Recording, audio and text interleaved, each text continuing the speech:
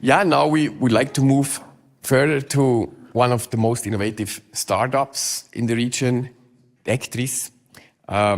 I Googled a little bit. It's so hard to explain what DECTRIS is actually doing.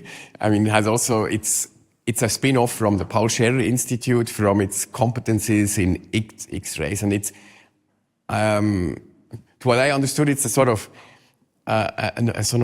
nano camera they developed to advance different fields in the material sciences, life sciences.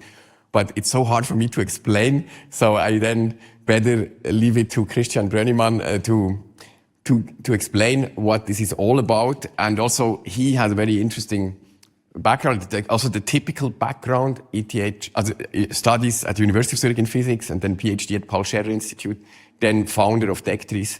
Now you handed it over to a CEO for the first time, but you became president of Park Innovaare. So one of the key figures in really making innovation thrive in this ecosystem. Thank you very much for coming, Christian Brönnimann. Thank you.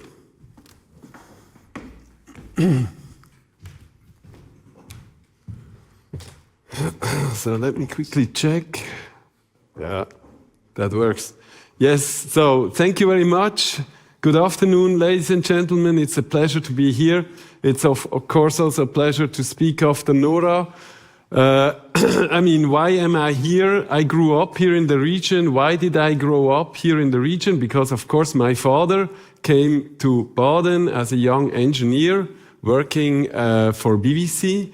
And that's probably true for the most of the people which are actually here in Baden, because it's really an exceptional story, you know, what BBC actually achieved, you know, more than 130 years ago here in Baden and in the following years.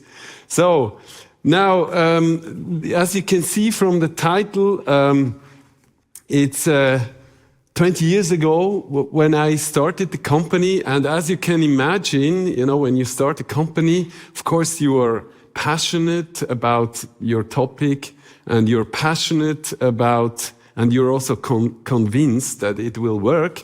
At the same moment, you have also a lot of doubts. You know, you have doubts about the market. You know, what is the market? Are your products really good enough to actually go into the market? Will the customers pay for these products? Can we produce the products, you know, in good enough quality? All these questions, they keep you up at night. And so my focus always was to look after the best people. So the people, it's the people. My goal was to form an excellent team, and because an excellent team is agile, an excellent team is also makes you as a company resilient. An excellent team will actually find solutions to obstacles which are in your way, and that was really my focus. My dream is actually on this slide. That was always my dream. My dream was to actually fabricate instruments which enable new discoveries and new innovations, you know, for scientists. And I'm very proud that we actually managed to do exactly this. So we enable new discoveries in life science, in material science. Let me check whether that even works.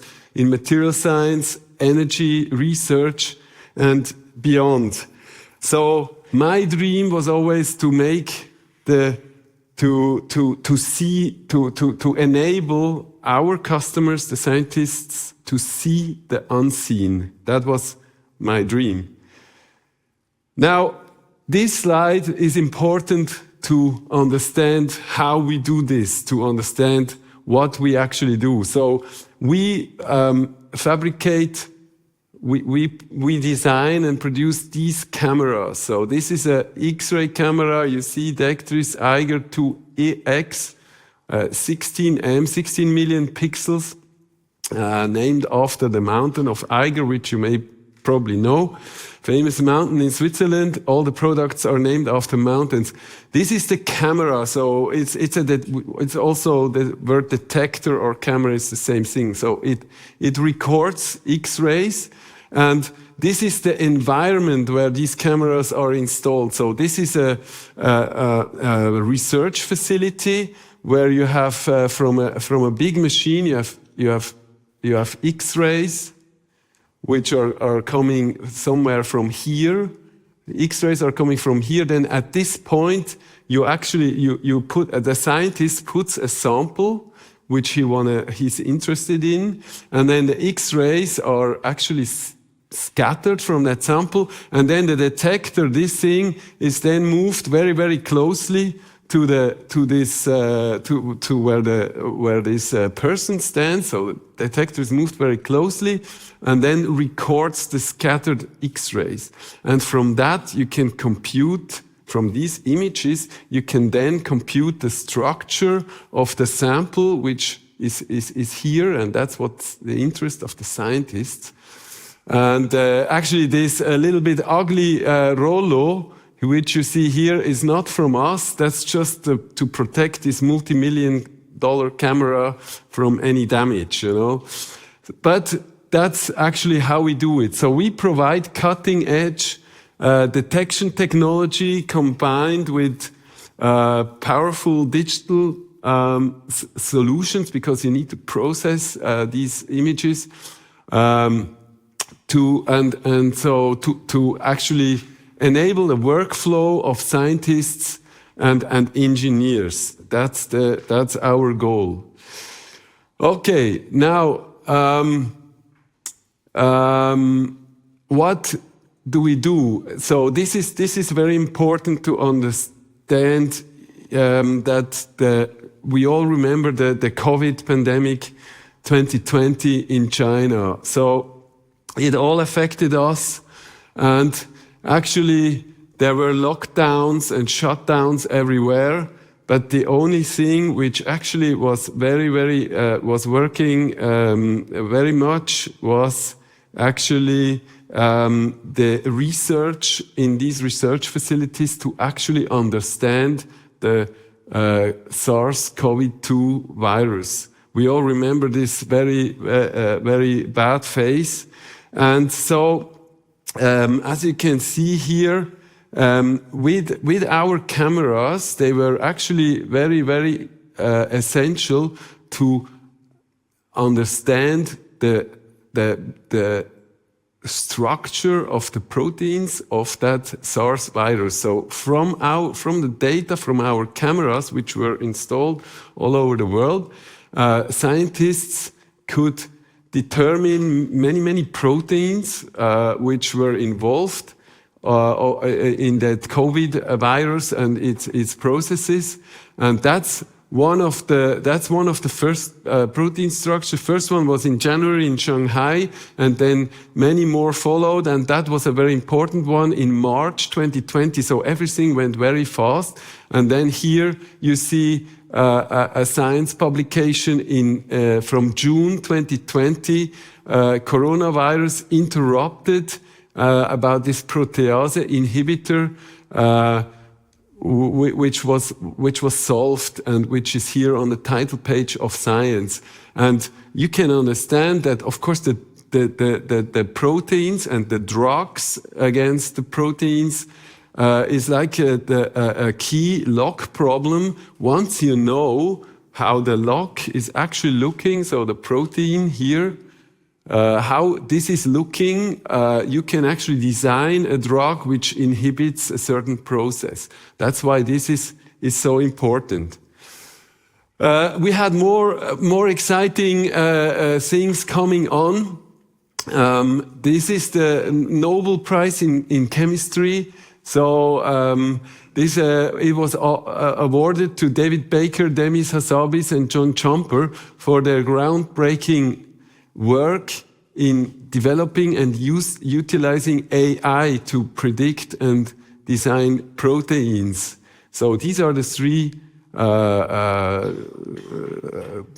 Nobel Prize laureates, and what they actually did, they devised a program called AlphaFold, and they had to train this program. We all know these artificial intelligent programs, they need training samples, and it had been trained on 200,000 proteins in the so-called protein database, so real data. They had been trained on real data, and almost 30% of these proteins in that database were actually determined from scientists using our cameras. And of course, that makes us very proud that we could actually contribute to this success, because of course AlphaFold is an extremely important tool nowadays for researchers to actually understand new proteins, to even design new proteins.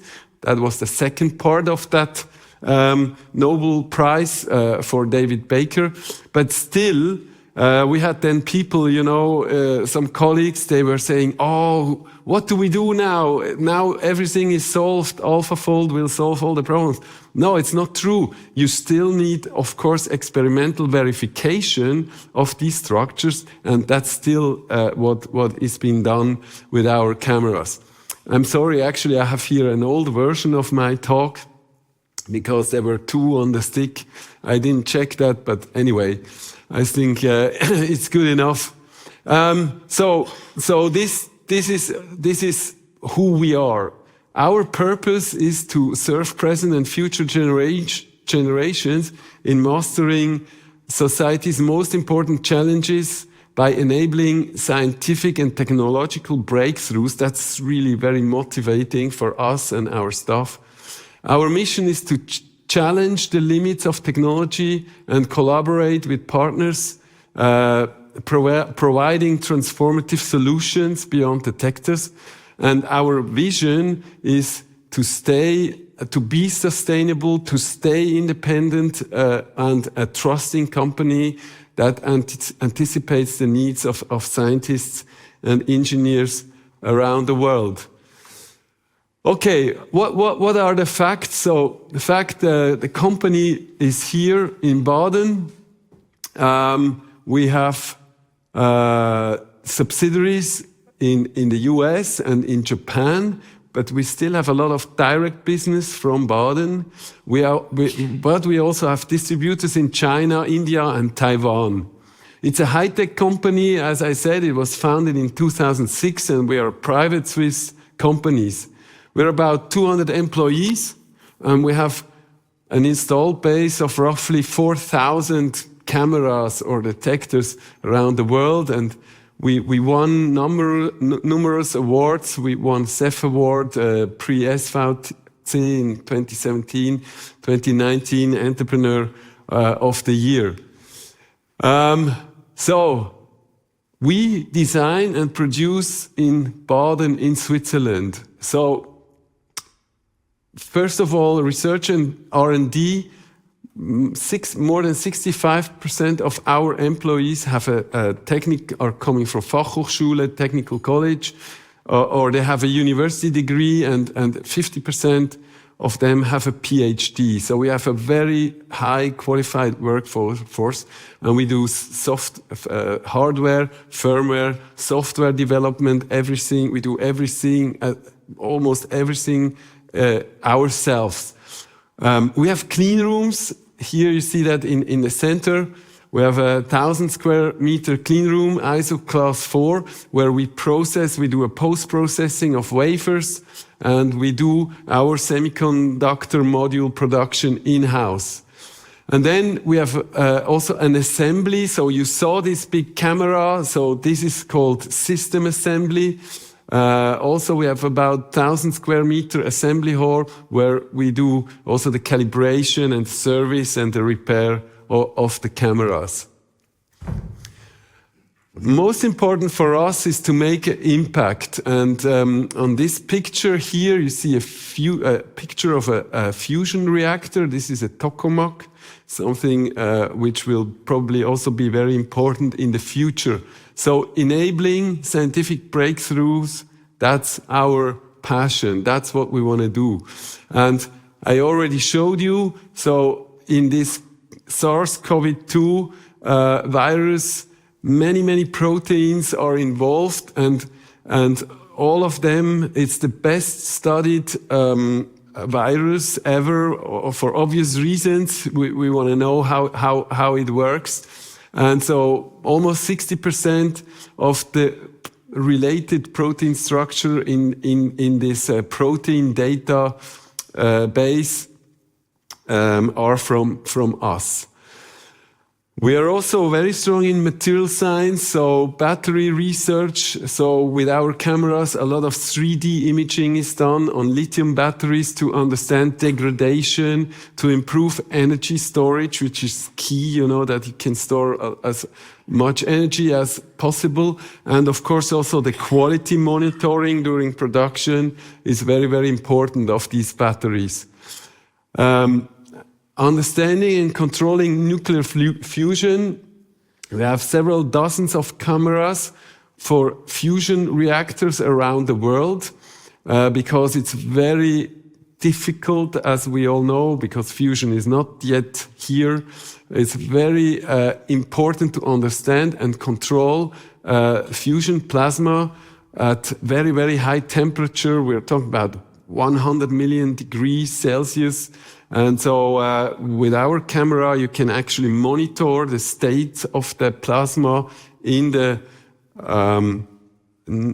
reactor during the fusion reactions, and they help to actually stabilize the fusion burning process, to elongate it. Plastic recycling, also done with structural biology approaches. So plastic degrading enzymes supporting circular solutions for PET waste. And I already mentioned the Nobel Prize 2024. That's very important for us, our contribution to that. And of course, in general, protein structure solution, protein science, where in 2024, 84% of the X-ray structures in the PDB was coming from our camera. So this is very important to us to continue this. And we're talking about sustainability and resilience. And as I said, it's the people, it's the team. So we invest a lot in the people and in the company culture. People really like to work at DECTRIS, and that's why they're also motivated to contribute. We have a very high qualified workforce for the tasks we do, for the production we have. And of course, even important is, to be a trusted partner for the customers. They buy a very expensive camera. Whatever they buy a camera from us. We should make sure they make good use of it, and we should help them to actually run it in the best way. Challenges, there are many of them, and they are not new at all to you, and they were mentioned also by many people here. For the Swiss industry, I think the very strong Swiss francs is really a challenge. You see the graph on the top. We all know what is going on. We were maybe in 23 for a moment. We were at 1-to-1 ratio. Now it's going down. Now we actually went below 80 Rappen, and for $1. And you can imagine it eats up your margin. If you all of a sudden lose 10-20% because of the currency, that's really a problem. And how do you explain to your customer that the product is always just getting more and more expensive? That doesn't work a lot. So it really it is a problem. Then also a little bit more recently, science funding is going down, starting in the US. There is a big uncertainty how funding is going on. And we had last year in our core market 25% reduction order intake, mainly because of the uncertainty in the market, and especially, of course, in the US. Which brings us to the third point, the tariffs. We all know it, 1st of August, an incredible announcement which nobody understood, 39% tariff that immediately cut down all business in the US, for my company, for many other Swiss companies. Everybody tried to ship in the first 2 quarters, but then Q3 and Q4, nothing, also not many contracts. And also we have a lot of export and other regulations. So a lot of challenges. What can we do to keep production in Switzerland? We need innovation. We need innovative products. That's absolutely essential. And now I would like to spend a few minutes to tell you how we do innovation at DECTRIS. So actually the top sentence, again, it's derived from our mission and vision. So, and that's really our DNA, everybody at DECTRIS wants to develop cutting edge detection technologies and powerful digital solution to advance science and technology. That's very important because everybody has to contribute to this. So that's the core, of our mindset. But it needs more, It needs understanding of the customer pain points. You need to understand, okay, what would make his life easier? It needs excellent people in development, in R&D, of course. It needs a lot of time and money. It doesn't come for free at all. And the last thing, you can be super innovative. If nobody buys your innovation, it's not an innovation. So the market actually decides whether what you have developed is really an innovation and is bringing you forward. And I would like to show you 2 examples. So one, which is already implemented. So this thing is called Arena. It's actually also a mountain in Ticino. So this is the camera here in the center. It's a camera for electron microscopy. And this here in front, now it's much smaller than the one you saw before. It's just a 2 by 2 square centimeter chip. You see it here. That's the chip. It sits here and it goes into it slides into an electron microscope. The whole thing is mounted electron microscope. And now look at the time scale. So in 2015-16, we decided to go into electron microscopy. In 2017, after looking at the market, we decided to start the development of a very fast camera. Then it took 5 years to develop it. In 22, we announced the product. 23, we had the market entry 6 years later, but we had done zero money with it. And then 24 and 25, which are not marked here, but were really the breakthrough. So last year, 25, we sold 30 of these cameras. And why did we sell them? Because, it's an ultra fast camera. So it delivers 120,000 images per second. It's extremely fast. And it's not, it delivers images, at this speed. It's an incredible speed. And it delivers images with about 200 by 200 pixels. And so the scientists really love it because they can, again, do things 10 times faster, things which would take 10 hours before can now be done within an hour. And that's why they buy it. And that thing actually gave us almost 10 million additional sales last year and saved us from the the drop in our other markets. So that's a very good example of an innovative product which is very important, which gets very important in the company. Another thing you can see here, you probably, when you hear that we are fabricating X-ray cameras, you think, okay, I know X-ray from the doctor and from the airport.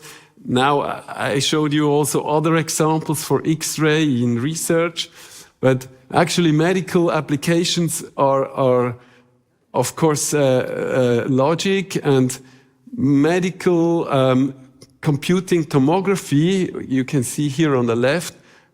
I hope you're not too familiar with it, so you haven't done too many of CTs, but it's the biggest market in the medical field.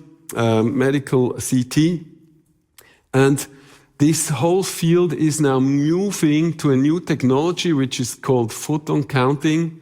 Siemens has already started with this, and what we do, what our goal is actually to produce such modules which would then go into, they are small, this may be 2 by 5 centimeter, 2 by 6 centimeter square, and that thing goes into this bigger mechanical detector array, and the whole thing is then here implemented in the CT itself and rotates around the patient.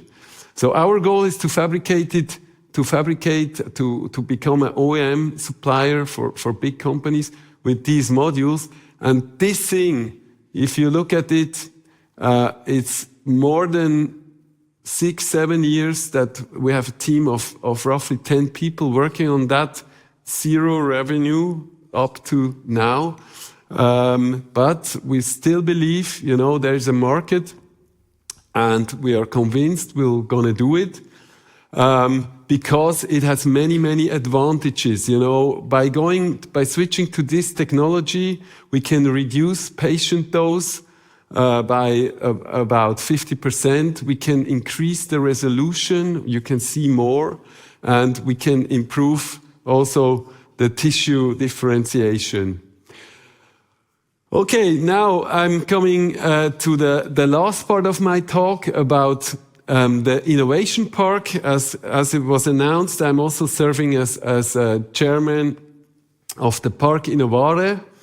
And Park Innovaare is located at PSI, and we like to call it the Aare Deep Tech Valley, because there's a lot of technology, there is a lot of tech in Villingen. You see here the SLS. Large research facilities, and of course, that was the most important reason to build the Innovation Park next to this very big research facility, PSI. And it's 4 buildings. It has a clean room here in the very center. It has a big workshop, and our goal is actually to establish focus areas which are closely related to PSI research, photonics and quantum technologies. We have life science, which is very important. We have advanced manufacturing and semiconductor technologies, and we have energy and sustainability as focus areas. And why should you go there? Because of the infrastructure of PSI. You can see that on the left side. Then we have innovation hubs, clustered R&D activities in selected technology topics, and bring together companies from Switzerland and elsewhere to work on a topic. We have, of course, a lot of talents there, many PhDs, looking for jobs from PSI, and you get access to a very good know-how network also there at the park. So this is a very important flagship project here in the canton of Aargau. if we want to be competitive in the future in Switzerland, we need to bring research results faster to the industry, and we want to help with the innovation park. It's a place where startups can start up their business. Okay, I come to my summary. Unfortunately, it's the old version, but I can tell you what is in the new version of my summary. Of course, this is all true, what is here on the slide, but I would like to mention again the importance of the team. You know, it's the team which made it possible that we can have this impact, you know, in that we can solve the coronavirus, that our instruments contribute to protein structure determination. And so also in the future, we are convinced that we'll be successful again with our growing team to actually bring 20 years more of innovation and advanced science and technologies. With this, I'm finished. Here is the team, and I thank you very much for listening. Thank you so much. This was really very impressive. I mean, I'm always arguing we never measure the positive externalities of innovation, and this illustrates it so well, how you actually help solve health challenges and other things. And economists they tend to only focus on negative externalities and how to internalize them, but to really highlight the positive externalities. I mean, all the benefits the company itself cannot capture, it goes to the society at large. And that's what is really impressive. And another thing I observed is, I mean, you advance science. I mean, this is a product of science, and at the same time you advance basic science. So can there really be a separation of applied and basic science? Isn't it that they are mutually dependent on each other? Absolutely, absolutely. I mean, I should say, you know, that's really important to know, and also to make this statement. I mean, the company only exists because Switzerland is investing in basic research. So the technology we are using in our cameras is actually coming from high energy physics. So cameras installed at CERN, maybe you know CERN in Geneva. You know, the technology was originally developed for CERN, and I was working at PSI in adapting this technology for life science applications, you know, for the SLS.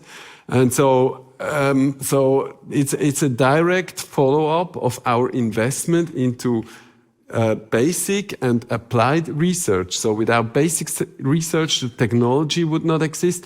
Without applied research, we wouldn't get the chance, you know, without the SLS, we wouldn't have gotten the chance to actually adapt it to a new field. So I'm a very firm believer. We don't have a lot of industry politics in Switzerland, but what we should really do is keep our investment into research, whether it's basic or applied research. I would not distinguish. That's the future of our SME landscape, and also of our country. And the second question, I mean, why do the tariffs affect you so much? I mean, it seems to be a unique product. Is the US so? Is it so easy for the US to replace your unique technology? No. I mean, we are in a lucky situation. You know, you want a very advanced. If you have an advanced product, you can ask more money for it. You have a bigger margin, and you can also cope with these challenges. So no, they are not replaced, but just, I mean, the orders are just delayed. And I mean, also because it cuts science? Yeah, I mean, they cut it down, so the orders are delayed, and that you feel in the end, because you have a lower order intake, and that you can, of course, always feel. So it's not lost to the competitor. It just comes later, yeah. If it comes, hopefully, it will come. Thanks a lot. Another question from the audience? Otherwise, briefly, huh? Okay. Yeah, I think it's a very impressive innovation. I would like to learn your view on this solid-state battery, this commercialization of this technology, how your company's innovation could serve these solid-state batteries. Battery? I mean, this is mostly about, I would say, inline monitoring of battery production, you know, because, you know, a huge, I mean, the yield of the battery production is, of course, very important for the companies. So, okay, so the research part, of course, but then really also the production part. So when you fabricate the batteries, you want to make sure that you don't have any shorts or so, and that you first of all and so with our cameras we can do very, very fast 3D scans, you know, 1 second, and so now we're working very hard to actually bring this technology, very fast 3D scanning, into the fabs, because so far they can only do 2D scanning. Because 3D is too slow, you know, it takes too long to rotate the battery and get a 3D image. And with our technology, you could go to very fast 3D scanning. Thanks a lot. It was a great talk. So let's move on. We have 2 other examples of this vibrant, innovative ecosystems. Thanks a lot.